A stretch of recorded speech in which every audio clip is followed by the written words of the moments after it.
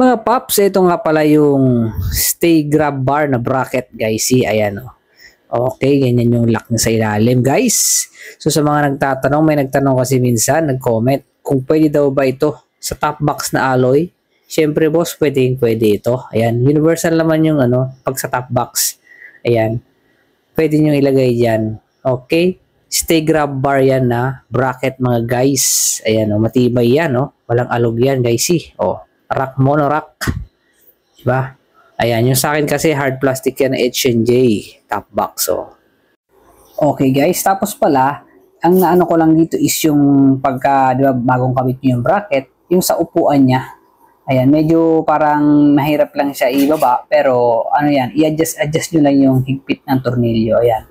Pero ngayon okay na siya sa akin eh. Ayan. Sa una lang na mahirap i-lock yung upuan. Pero ngayon okay naman na siya. Okay? Ayan guys, see, ang ating monorack bracket, andyan lang yan sa basket. Mga guys, mga pops, ito na ang gamitin nyo. Pwede, kahit top box na hard plastic or alloy. Okay mga guys, at maporma pa, ayan o.